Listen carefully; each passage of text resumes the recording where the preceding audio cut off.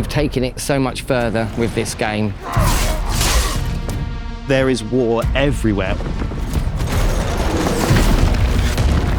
You're not fighting on one planet, you're fighting on many planets. That's huge even for Total War scale.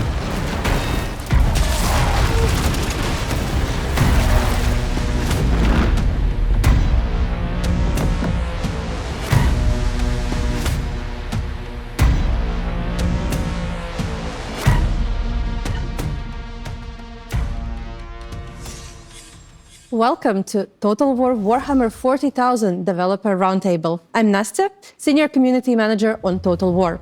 And I'm Josh, Head of Player Engagement on Total War. Today, we are joined by some of our development team to give you the very first glimpse into what Total War Warhammer 40,000 will bring. Exactly. You've seen the trailer by now, and today we're going to be here giving you the broad strokes of what you can expect from our next title. So before we begin, let's get some introductions out of the way.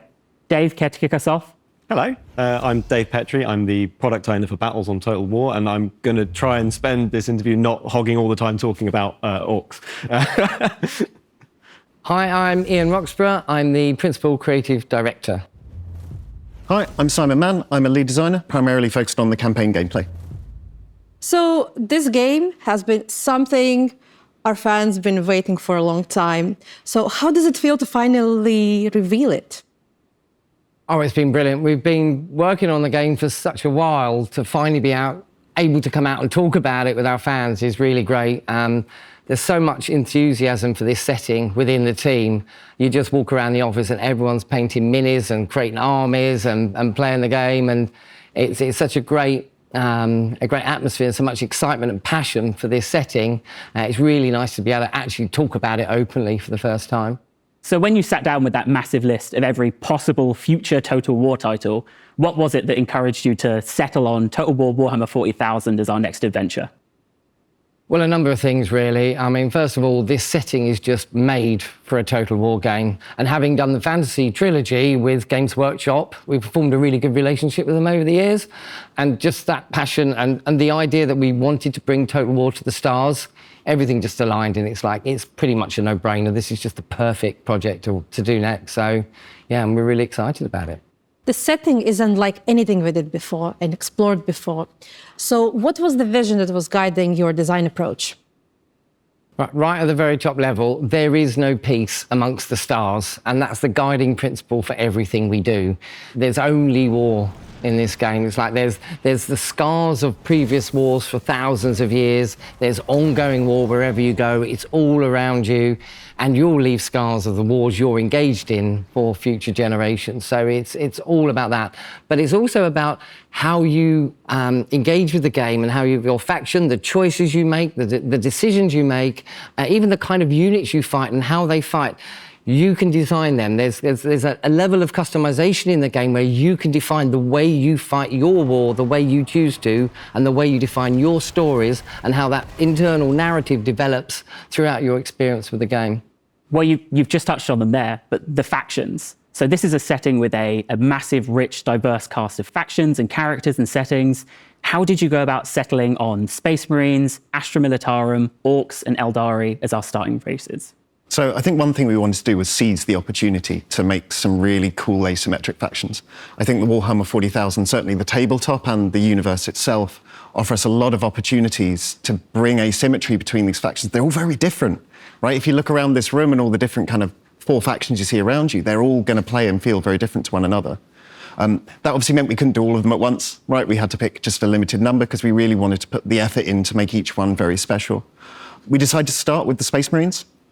For us, we think they're kind of one of the most important factions for our telling of the Warhammer 40,000 universe. They are this elite troops. They are the kind of scions of the Emperor. Their goal is to defend humanity and protect it from threats both within and without. But they're very limited, right? There's not lots of them. So when you're playing as them, you're not fielding tens of thousands of troops, right? You're fielding maybe kind of 100, 200 troops. But each one of those is worth 100 of any enemy. So they're really fun to play. And you're not controlling lots of units. So there's this kind of gameplay that feeds into that. We also really wanted to bring a faction that feels very Total War. we decided to go with the Astra Militarum because they are billions of men and women.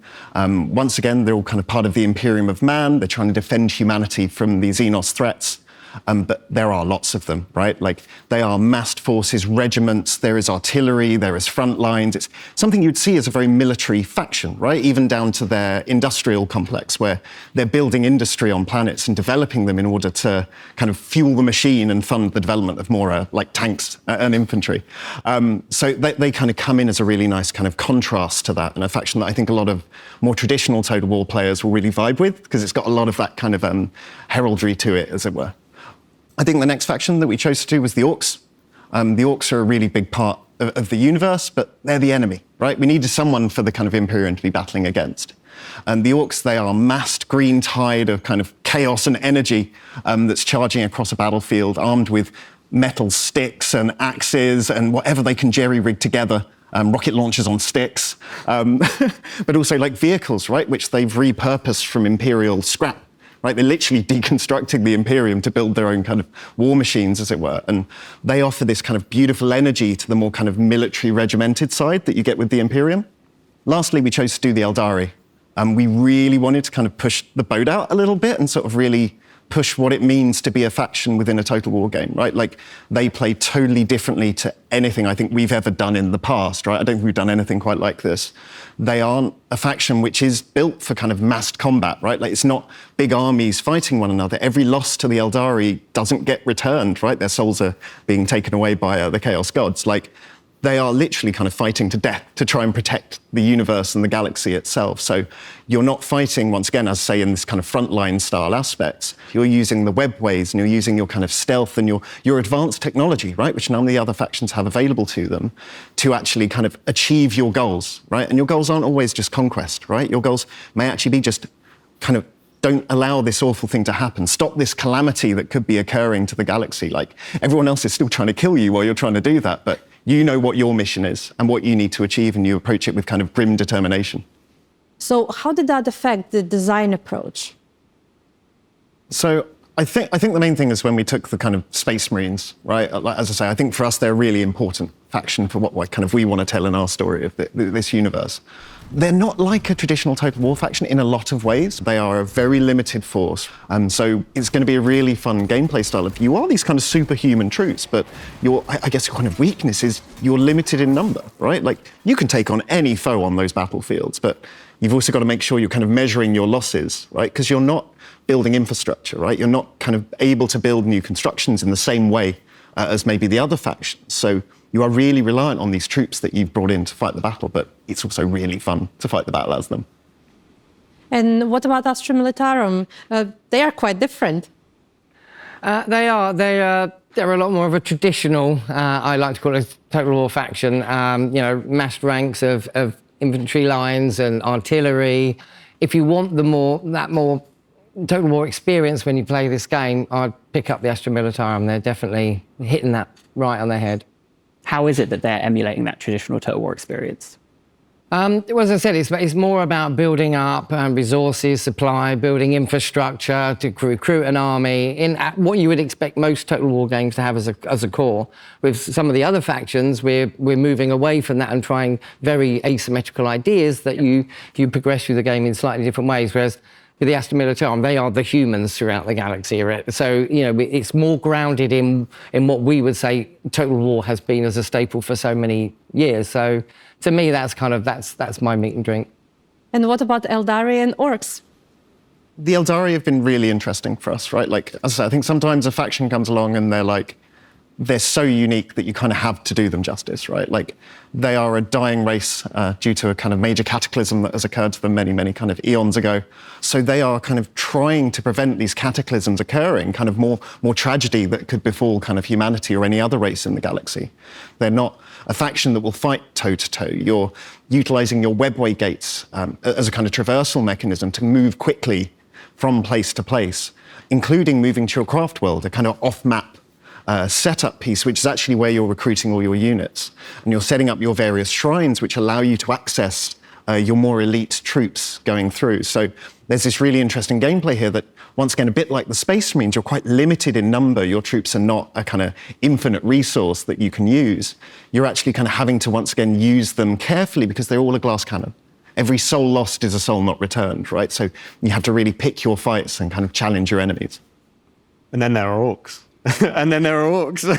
God, Dave, do it. They're much less about that sort of like weird, sneaky stuff like hiding. They're much more upfront about building up a huge mass of boys and basically smashing through the solar system, through the galaxy in a big, terrible war, right? When that comes to the campaign, there are actually some sort of parallels with the Astra Militarum, for example, in that there are loads of them. They are building up resources, but they are much, much more about building up momentum and continuing to fight and continuing to It's crumping with the lads. You know, it's continuing to fight and continuing to push forwards a front line and making sure that the boys don't get bored and start fighting each other, right? It's about taking him and his lads and basically smashing along and keeping that momentum up and making sure you've always got something interesting to sink a chopper into. Dave likes the orcs. I love orcs. Yeah. Won't be able to tell. You've grown the scale for what we're fighting for from provinces to planets. How are you going to capture both the small details of planetary warfare and obviously the wider conflict? So it kind of starts with you're fighting on a planet, right? You're fighting in a battle, a kind of real-time experience. You've got thousands of troops kind of charging across the surface of a hive world, right? Kind of fighting in the streets of a hive city, firing powerful bombardments kind of at one another, either from orbit or from off field, right? And you're kind of fighting to take that hive city, maybe back for the Imperium in some manner. Zooming out a bit further than that, that was a battle on a planet, right? So once you complete that battle, you're now on the planet. You captured the region. Well done. The hive city, it's now yours. Because you've taken that hive city, you now have access to further resources and large populations of it, like billions of people are living in these hive cities. That affects your kind of campaign across that planet, right? Because you've captured that hive city, you've now got a staging point to advance across the other regions of the planet, each of which themselves would be a different kind of battle type. Kind of zooming up further to that, you then have your kind of fleets around the planet, right? Like your fleets are able to drop forces to where they need to be into kind of certain key regions. They're able to support with, as say, off-map bombardments, both in campaign and in battle. But then they're also able to kind of just ferry your troops. They are transport as well as that. And obviously, that's because you're not fighting on one planet. You're fighting on many planets as you go. You're traveling your forces kind of to many different front lines, many different battlefields, trying to take control of this overall planetary system. So your fleets are kind of your key motivator for that. And obviously, it's not just traveling planet to planet, right? Like there are anomalies, there are things to do in the space between as well. So there's a strategy layer that you're kind of having to interact with. We didn't stop there. Like, even better than that, like we are now offering you kind of a further context, right? Like, much like campaigns give a context to your battle, right? Capturing that hive city changed the way that you play. We are now saying that actually your campaign matters. The result of this campaign will change the kind of future of the galaxy itself, because we've moved up to this other layer where you're fighting in what we call a crusade theatre, which is a kind of area of the galaxy which is seen as a kind of hot point for conflict with factions fighting one another. And in these key areas, you are fighting in systems. You're also sometimes just fighting pivotal battles as well. And that's the idea behind it, is you now have a context for it. It's not just a campaign and it's a one and done thing and you had great fun and it's over. It's a campaign, you had great fun, look what it's done to your next steps. What campaigns trigger from that? What battles come from it? How do you advance your faction after that? So when you go into the next campaign, maybe you are more prepared or even more powerful than you were previously. So the scars of your campaigns and your battles, they're all going to be shown on that crusade theatre level. But what's the worst thing you could do to a planet? You can destroy planets entirely. So pretty bad. It's pretty bad. Yeah. Unlike previous games as well, we obviously have let you raise cities, but there was always an opportunity to rebuild. But in the world of kind of Total War Warhammer 40,000, we are actually letting you just blow up and destroy a planet. It is a permanent action. There's no backseas, there's no takebacks. But also remember, it's not something that can be done frivolously, right? Like blowing up a planet by the Imperium is something requiring multiple layers of authorization. They would much rather throw away 1 billion human souls to reclaim a world than destroy it. However, there are extreme circumstances, and we do let you push the button. Fantastic. Well, assuming we have anywhere to fight, I have a very big question for you. There's been a lot of speculation about it. You know, it's such an integral part of Total War, and fans have gone back and forth on how we'd do it, how we wouldn't do it. Battles. How did you approach designing battles in Total War Warhammer 40,000? Oh, there we go. That is a massive question, and I think with anything of this scale, like the first thing that you do is you go to the source material, right? You go straight into the codexes and you go into the tabletop and you play it and you really feel it and you get to know all of the factions, all the potential factions and the different combinations of things that can happen. You look at all the toys and the fun stuff that you can do there, and then you start to think, well, how can we sort of transpose that to Total War, right? And obviously scale is a big thing for us. So we thought, well, we need to make sure we have ways to bring in all sorts of stuff, make sure that you can, keep to sort of supplying the battlefield with your powerful units. So something that came as a real sort of natural occurrence was we have to have reinforcement play a really big part in what battles are. Again, not only for the scale, but also to create that sort of intrinsic link between the campaign. So now when we're playing, for example, Space Marines, who you've got sat on your fleet really, really matters, right? Because those are the people that are going to be able to come in via drop pod. They're going to be able to slam into the battlefield. We talk about destruction. They can knock down buildings, right? They can destroy elements of the battlefield, change the battlefield, and they can start killing things where you need them to be, right? So the Space Marines can become all about that sort of like,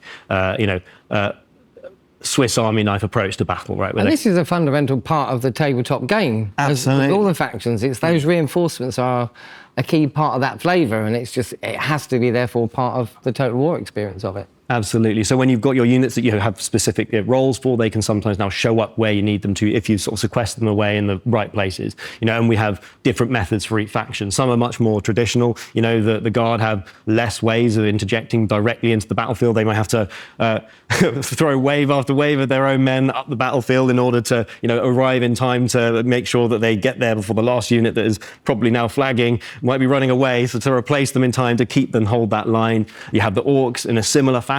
They do have some incredible teleportation technology. You wouldn't believe it, but they do. So they can really zap things into the battlefield and do some pretty wild things there too. And then, of course, you have the Eldari with their webway gates and things like that. So the ability to sort of pop up in unexpected places. All of these methods allow you to bring your toys to the table where you need them, right? And that was a really, really big part of making sure we captured this and sort of evolved the gameplay.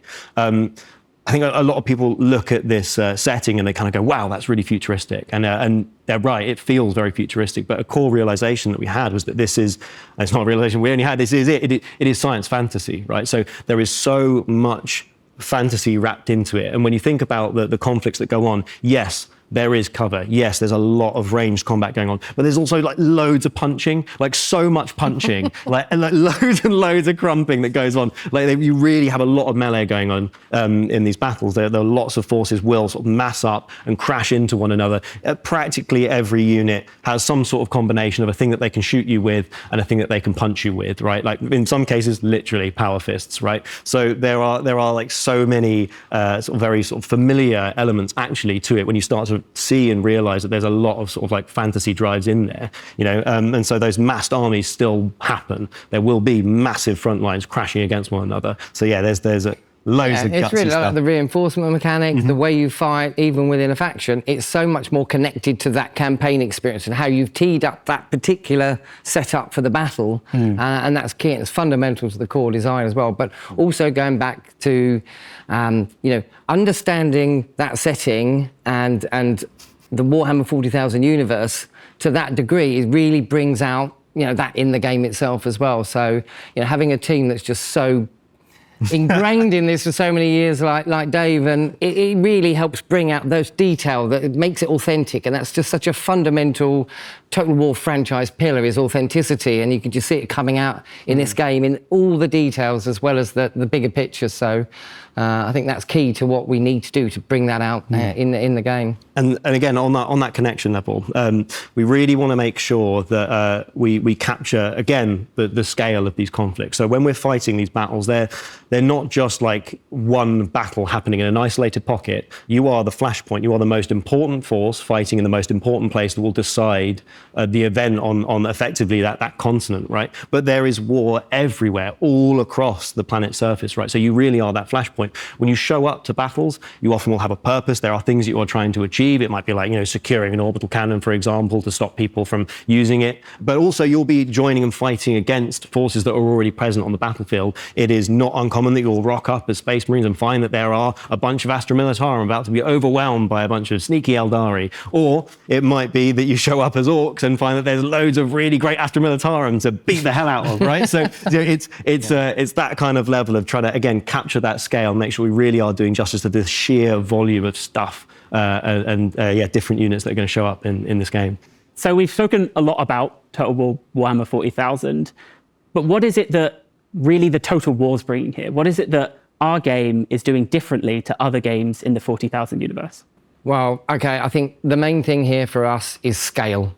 It's a fundamental Total War franchise pillar, for starters, but we've taken it so much further with this game. I mean, you literally hear the stuff Dave's talking about. You've got units and single entities on a battlefield, down there on the ground, and right from there, and the scale of the battles up to the scale of a region of a planet, to multiple planets in a system, to multiple systems across an entire galaxy. And that's huge even for Total War scale. And it's like we are over the next years going to develop this out, and all the content and everything that fills up that galaxy.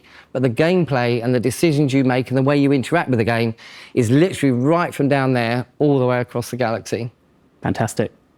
Yeah, and I think the kind of personalization of your kind of faction, its units, its style, it's even down to its mechanics, right? You're creating your faction, right? You're making something unique and personal to you, obviously attached to, hopefully, but I think that adds so much to us. Like I haven't seen anyone else really kind of going to quite the depths that we do. Like you can have different pattern types, you can have kind of different left and right color, you can set your pauldron, or like kind of your knee. Sorry, pauldron's up there. You can set your kneecap to a different color. You can have different decals around your faction. If you want to be a kind of like a, kind of an Ultramarines fanboy and have kind of like the sigil of Ultramar everywhere, you can do that. It's really fun, and we've generally found anyone who's playing it spends a lot of time on that bit, right? Because you really want to make your own faction and feel that. And it honestly is great. It really, really takes me back a long way. Finally, of everything we spoke about today, what are you the most excited about for our players to experience? I think for me it is the customization. I know I've literally just mentioned it, but it keeps coming back as this thing, right? Like everything comes back to this fact that I think for the first time I've made my faction, right? Like they're uniquely mine. No one else will have a faction anything like mine, right? Okay, yeah, there'll still be Space Marines, but they're my chapter, right? Like this is my force commander who I've kind of personalized. Like I'm controlling all that. If I want to have a Space Marine faction that's more about kind of fire mechanics, like I want flamethrowers and melters everywhere, I can make that. I can make a faction that's leaning into that. And that is my kind of way of playing, right? Because I love fire. Fire is great, normally. But that's the thing, is we're kind of letting you make your own kind of gameplay, essentially, right? Like, here are the problems, here are the challenges that the universe is throwing at you by battles and campaigns and flashpoints, but how do you solve that? How do you build the kind of ultimate faction to kind of deal with any problem that could be thrown at you? I think it's going to give so many kind of hours, maybe even years, hopefully, of like entertainment, of just making cool factions, hopefully sharing it with your friends and stuff like that as well, right? Like, and always comparing your kind of faction designs with one another. I'm really excited by that. Well, all of that as well. But for me as well, it's something that's very different now with Total War, the Crusade Theatre concept, where, we know how long a campaign can go on, how engaged you can be for hundreds of hours. I've done it myself for years, right? And then you go, great, that was a campaign. I invested so much time and effort. Now I'll start. It's very replayable. I'll start another one as a different faction. Great. But now you play that campaign, and that's another part of that jigsaw of your own internal narrative feeding onto a higher layer that moves gradually across the whole sector and then the whole galaxy. To me, it's that whole campaign experience just being a part of your journey, not the whole journey. And to me, that's so fundamentally new, and it just means it's just such a long-term experience beyond even our massive long campaigns for previous years. So that's the bit for me that stands out, I think. Dave?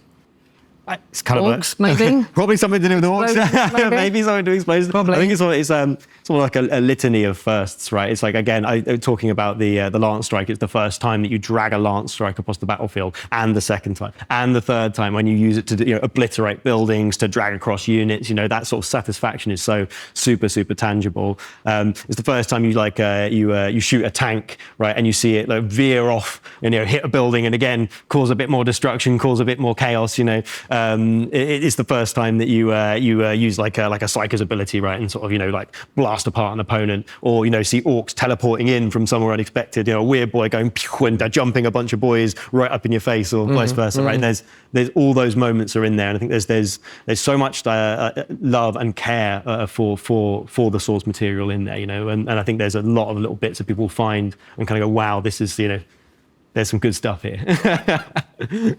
And that concludes Total War Warhammer 40,000 Developer Roundtable. Big thank you to our developers, our guests today. And then we're going to be back later in 2026, and we will bring you more content. We're going to bring you battles. We're going to bring you campaign.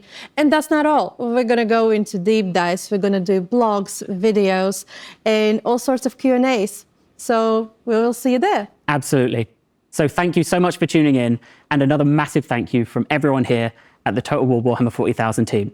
We'll see you next time.